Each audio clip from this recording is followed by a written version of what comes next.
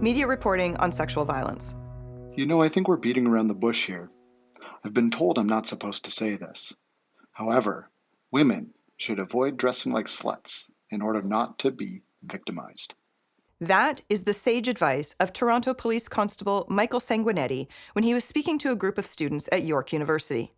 While he did apologize for the comment after the outrage, that he said it in the first place, sadly, is not unusual. What was she wearing? How much did she have to drink? Why was she there? What was she doing walking alone?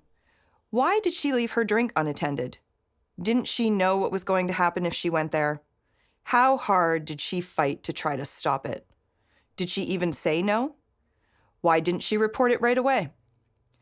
These are the questions that, while maybe not asked outright by the media, though sometimes they are certainly answered in much media reporting about sexual violence. And they are the questions that Constable Sanguinetti was alluding to when he suggested that women avoid dressing like sluts. All of these efforts to victim blame even while women live by a rape schedule to avoid being victimized. A rape schedule is the way in which women organize their lives and take the precautions they take to not get raped. Walk with keys between your fingers. Talk on the phone, or pretend to, when you are walking alone. Cross the street if you are being followed by someone or you get a bad vibe from the man walking toward you. Look up, but do not make eye contact. Do not go for a run at night. If you do go for a run at night, do not run alone. If you do run alone, do not listen to music so you can hear someone approaching. Data from Statistics Canada tells us that women and men are victimized based on their gender identity, gender expression, or perceived gender. Women are more likely to experience sexual assault, unwanted sexual behavior in public, unwanted behavior online, and unwanted behavior in the workplace, and are also more likely to experience multiple incidents of these behaviors. Young women and gender and sexually diverse women are most likely to experience unwanted sexual behavior in public. Gender and sexually diverse men are 4 times more likely to experience unwanted sexual behavior in public than cisgender heterosexual men. 88% of women and 62% of men indicate that unwanted sexual behavior in public is most often perpetrated by a man they do not know and who is acting alone. Risk factors that increase the likelihood of sexual assault include being young, being gender and/or sexually diverse, being Indigenous, and/or having a disability. 63% of bisexual women and 58% of bisexual men have been sexually or physically assaulted, with women being more likely to experience sexual assault and more than one incident. 95% of women who have been sexually assaulted and 87% of men who have been physically assaulted experience that violence at the hands of a man. 44% of women who have experienced sexual assault said the perpetrator was a stranger or someone they know only by sight, while another 44% said their perpetrator was a friend or acquaintance. The remaining 12% of women who have experienced sexual assault know their perpetrator in some other way, a coworker, for instance. Gender and sexually diverse people are more than twice as likely as cisgender heterosexual people to experience unwanted sexual behaviors in public, online, and at work. Bisexual women are 4 times more likely than heterosexual women to be sexually or physically assaulted. And gender and sexually diverse people are more likely to suffer injuries from both sexual assaults and physical assaults than their cisgender heterosexual counterparts. Given these statistics and what we know about systems of patriarchy, misogyny, racism, homophobia, transphobia, ableism, and other forms of stigma and oppression, we know that individuals who commit sexual assault do it because of a power imbalance. They commit these acts because they perceive their victim as unequal to or lesser than them. Now, back to Constable Sanguinetti's advice to not dress like sluts in order to not be victimized. Sexual violence does not happen because the victim or survivor asked for it. We know that what someone is wearing has nothing to do with whether or not sexual violence is perpetrated against them. We know this because girls and women of all ages, from all walks of life, in any variety of scenarios, no matter what they are wearing, from bikinis to burqas, from summer dresses to sweatpants, from onesies and diapers on babies and toddlers, to long skirts and saris on teenage girls and senior women, are sexually assaulted, and, it is exceedingly important to point out, most often by someone the victim survivor knows. When sexual violence is not reported on by the media in a responsible manner, feelings of guilt, shame, embarrassment, and concerns about not being believed or of being dismissed are further entrenched or legitimized. And we have to consider the impact of irresponsible media reporting on survivors who may be reading or watching news coverage. I think journalists are thinking quite often about what's the story and just asking questions and probing. And I think there isn't always enough thought put into those things, especially with survivors of any kind of violence. I've seen how the media treats survivors, and they don't put thought into how the questions they're asking will open wounds, cause harm, can be shameful for people, can push people to discuss things they don't want to talk about. I think there's something really important about people telling their story. It's one of the reasons I do it all the time, and why, even though it causes harm. I definitely have to recover sometimes after sharing my story. But I do it because it changes lives. It really does. But when survivors, other survivors, or people, people who aren't even at that stage yet, who have never shared their story with anyone, see survivors treated with absolute disrespect in the media, it changes, it chills, it absolutely makes that person realize, you know what, I'm never going to tell my story because that's how I'm going to be treated. It creates a vicious cycle of violence because when you don't tell your story, you end up internalizing it. And then what you end up doing is you punish yourself. And it ends up, in many ways, it can be really, really self-destructive. So it's isolationist. It creates that, I think about the power dynamics of the world and how it just shuts survivors down. Absolutely, and perpetuates its own level of violence. Issues of victim blaming and slut shaming are far more common when sexual violence is perpetrated against racially marginalized women, particularly if those women are sex workers, have lived experience with disability or mental health needs, and/or experience poverty. In addition to racially marginalized women not being considered newsworthy victims, there is also the notion that Black women are unrapeable, and due to long histories of racism, hypersexualization, and fetishization, racially marginalized women are also rarely presumed innocent. Because of racism and how especially Indigenous, Black, and Asian women have been used throughout history to satisfy the desires of white men, as comfort women, for example, racially marginalized women's humanity is routinely delegitimized by law enforcement, media, and the wider public because of those very same racist notions that have been accepted as fact. This is, without any doubt, an area where responsible media reporting could assist in breaking down these stereotypes and ensuring that racially marginalized women have access to the same services and receive the same news coverage as white women, even as there are improvements to be made to all media coverage of this issue. I often think about how Black women show up.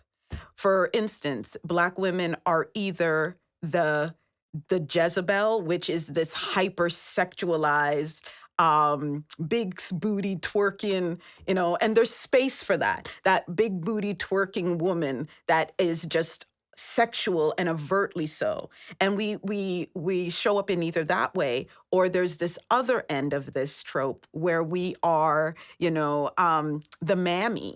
We are, and what I mean by the mammy is we are the grandmother or the nurturer. And there's no room for a woman to be just seen as a woman. Because we are the strong Black woman, because we are the sexual Black woman, even that idea of the mammy, which makes us sexless, all of these different tropes create a space for a room for somebody to say, oh, well, they deserved it.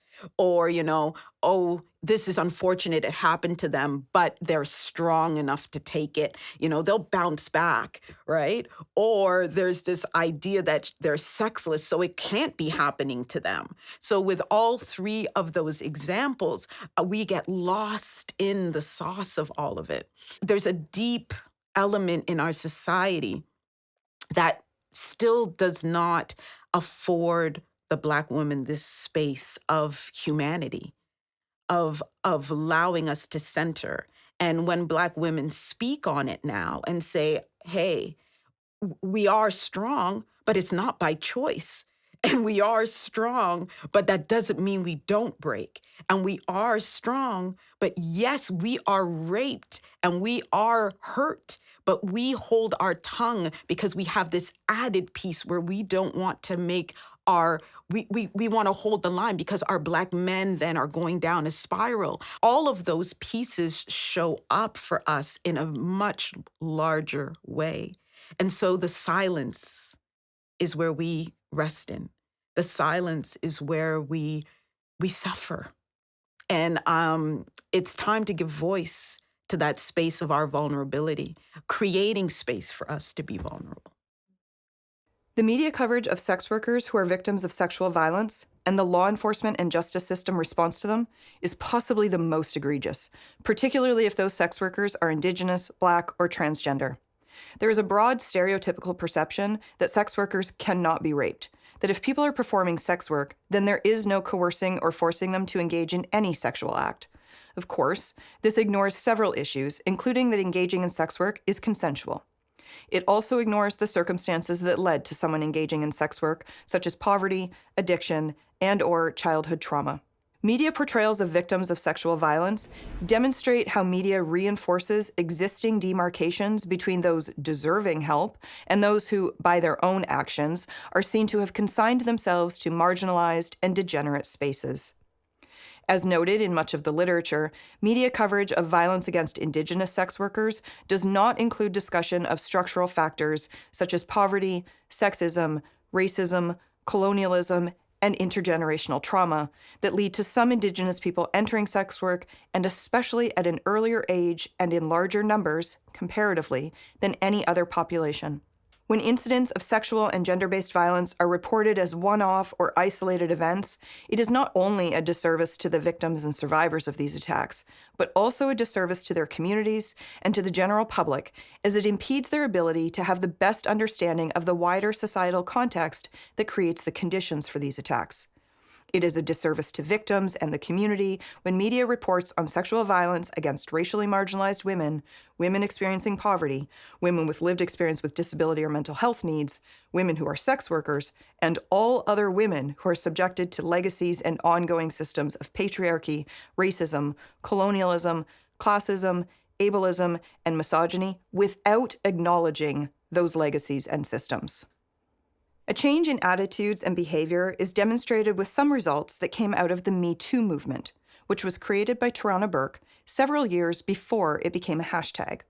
While there is always a great deal of discussion and criticism about whether or not social media activism accomplishes much, and it always generates backlash, there is little question that the Me Too movement has had some positive impact on people's attitudes and behavior related to sexual violence, though these impacts should not be overstated. More than anything, it certainly started conversations that there had not been room for in the past, and not just conversations through traditional and social media, but conversations with family, friends, and coworkers. The Me Too movement, as widely publicized via social media, has resulted in some positive impacts around men listening to women, men reflecting on their own interactions and behavior with women, and men contributing to social change. The Me Too movement may have had a more significant impact on younger men. While there are several challenges with survey-based research and the permanency of any impacts, particularly if there is not consistent levels of awareness, there is evidence that if media, which is more of a constant in people's everyday lives than social media movements, covered gender-based violence and gendered issues with discussions about societal and structural contexts, it would have an impact on the general public's awareness and understanding of these issues. It might also motivate more people to make the changes that are necessary to eliminate gender-based violence for all potential victims and advocate for appropriate and meaningful public policy to address gendered issues. One of the things I open with, one of the things I talk about is, do you want to be just remembered as the victim? There's often much, much more to the story. And if it's just left at the court level, then that's how you remember it. And oftentimes, there's so much more to a person. And then that's what I say. I say, there's so much more to you than this. And this is a way of, number one, informing the community that this does happen. And it's important that for people to know that, and it also allows at least an opportunity maybe to fix something. But the very fact that you're willing to tell your story, it says a lot. It says a lot about you. It says a lot about what you've been through. I know that it triggers people. People have PTSD. It's real, and it's something that needs to be kind of dealt with. And what I try to do is I always try to leave an escape hatch for someone. It's a way of saying, if you don't want to do this, we don't have to. With our ability to hyperlink within stories, since most people are reading online, how do you use that to provide more information? So we have a very short piece, but there are ways to then say, if for somebody who wants more information, this story is reporting on uh, domestic violence within this community. For more information, here you go. Here's some more resources for people to go to, or to get more information, or if in different languages, etc. And so I think that there's a need to build a culture of media literacy, which should be aided by uh, journalism. We need to be able to get that extra information and to know it's coming from reliable sources, because so much of what we are exposed to is very unreliable, and we don't necessarily know it. Recommendations. In addition to what is already included in your guide for journalists, when covering stories about sexual violence, it is recommended that you consider the following points outlined in Trauma and Journalism, which is compiled and edited by Mark Brain and published by the Dart Center for Journalism and Trauma. While these points are important on their own, they are especially relevant to interviewing newcomers to Canada or when you're reporting away from home. The person whose experience you were reporting has been violated in a very particular way and may feel disempowered. The survivor might feel dirty, humiliated, and powerless, and also fear reprisals by the attacker. Throughout history, sexual violence has been a brutal accompaniment to armed conflict. It is now also understood as an explicit weapon of war. Be prepared to hear survivors speak of such experiences. While bringing usual journalistic caution to bear, listen carefully and with respect to what they say. Try to interview the victim alone. Use as small a crew as possible, and when possible, operate any equipment yourself. Discourage others who are not close to the victim from being present. Ask if the subject wants family members present. However, try to avoid having children nearby. While some men can absolutely establish a comforting rapport, a woman who has been raped often feels more comfortable with a woman interviewer. Ask how the subject feels, and if she's uneasy with a male reporter, ask a female colleague to do the interview. Because of systemic and societal stereotypes and ideas about sexual violence, survivors may be coping with feelings of shame and humiliation. Be aware that there can be more at stake. In some parts of the world, husbands, relatives, and neighbors can disown or even murder a raped woman. You may want to mask the subject's identity to avoid social and violent repercussions. Never put pressure on victims of sexual violence to tell their stories. Do not promise that publication or filming will improve the victim's life or change policy. Do not make a survivor feel obligated to tell their story by suggesting that they would be saving others from the same fate. Never name a survivor without that person's explicit and informed consent. In many countries, it is now against the law to name a rape victim. The use of a first name only or a pseudonym is not always enough to mask someone's identity. Through the internet, your report will, of course, be accessible everywhere. Consider obscuring features such as job, age, or city, town, or village, and be careful not to leave identifiers in the report by mistake. Film your interviewee from behind and against a strong light or in shadows. Be careful with silhouettes of the face or from the side or with digital blurring or mosaic techniques, as images can now often and quite easily be enhanced on computers. Again, due to common stereotypes and ideas about sexual violence and that women are asking for it, it is common for rape victims to feel they are to blame for what happened to them. News reports that imply this might be true can be deeply damaging to the subject. Exercise great caution when you depict the incident or accusations. In some cases, graphic details told sensitively can have a positive impact, leading to legal action or policy change. But be very careful with such descriptions. Will they enhance your story or further humiliate the victim? In some cultures, touching or making eye contact with victims could cause offense. Brief yourself on culturally appropriate euphemisms. Some subjects may not want to hear or use the word rape. While you should take measures to ensure that as few people as possible are present, men should be careful about interviewing a survivor alone, as this might cause further social stigma. Always be aware that your story may trigger memories of rape or sexual assault for readers and audiences. Consider including details of where they can find help. In 2015, Femifesto, out of Toronto, Ontario, released Use the Right Words, Media Reporting on Sexual Violence in Canada, with the following guidelines that we've adapted for this training program. Much of what follows applies not only to covering sexual violence, but also to reporting on femicide and intimate partner violence. It is important to note that these guidelines are intended for use in Canada only. Use words like said, reports, or according to, and attribute the words to a specific speaker. Seek advice on when it is legally required to use the word alleged, but don't overuse words like alleged or claimed. Excessive use of these kinds of words can suggest disbelief of the survivor. When you're not certain about language that could imply disbelief of the survivor or guilt of the perpetrator, consult a lawyer. Use neutral language like says, shares, or tells to describe a survivor telling their story. Language like the survivor admits or confesses implies responsibility on the part of the survivor and can frame the story as a salacious sexual encounter rather than the sexual violence it is. Use language that places the accountability for sexual violence with the perpetrator. Use he raped her, adding allegedly as legally necessary, instead of she was raped or a rape occurred without identifying the role of the perpetrator. The connotation of her assault or her rape is that the rape belongs to the survivor and removes the perpetrator's accountability.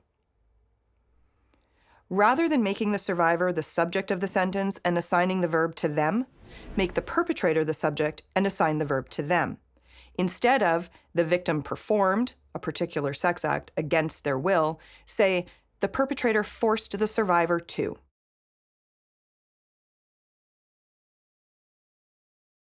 Use language that makes it clear that sexual assault is violent and non-consensual.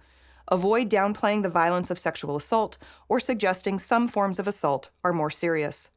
Avoid suggesting the survivor was unharmed or not physically hurt.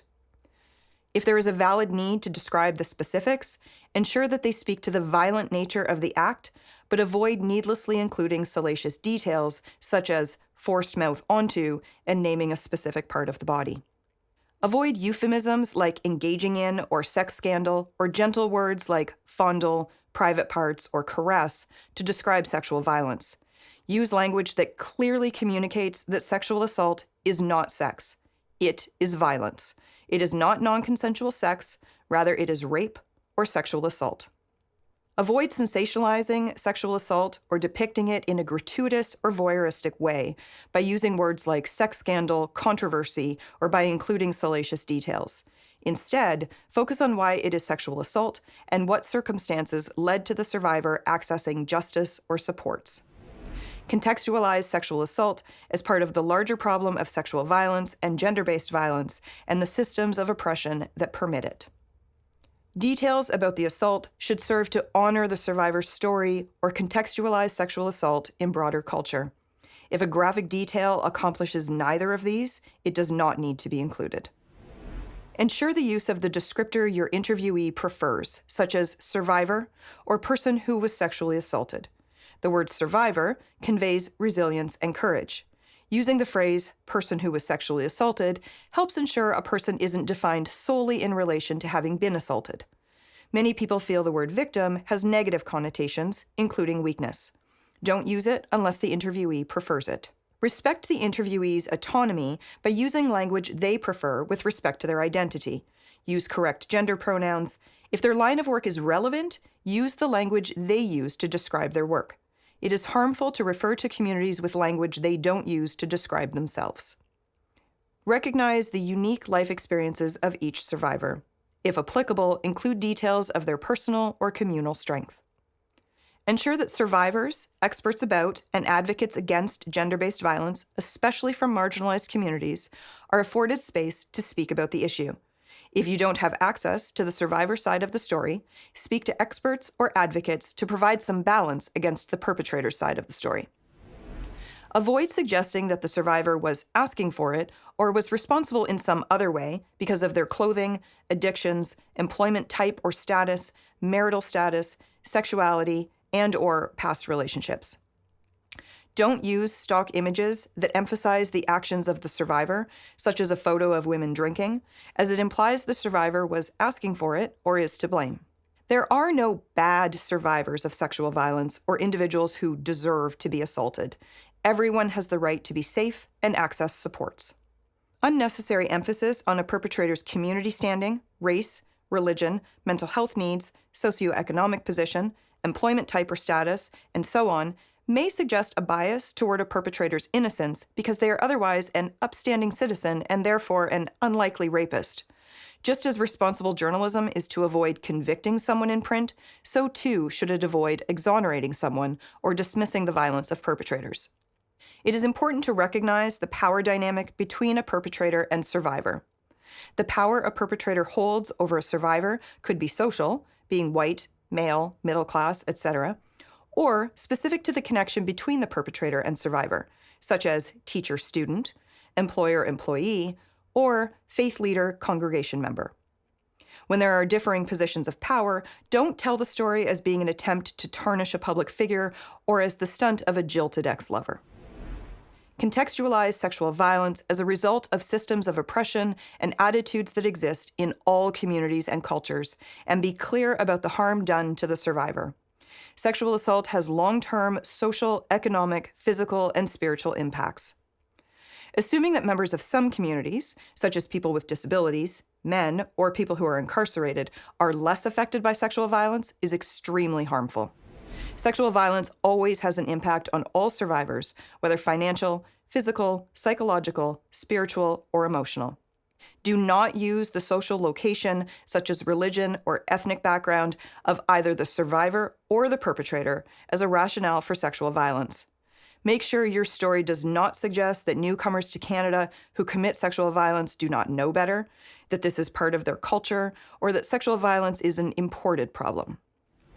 Consider how oppression and inequality make people in marginalized communities more vulnerable to sexual violence and creates barriers to accessing supports, and avoid suggesting that people in marginalized communities are to blame for experiencing disproportionately high levels of sexual violence. Sexual violence that is enacted online must be taken seriously. When threats and harassment are reduced to bullying or cyberbullying, discussions about racism, misogyny, transphobia, and homophobia in the context of sexual violence are left out of the picture.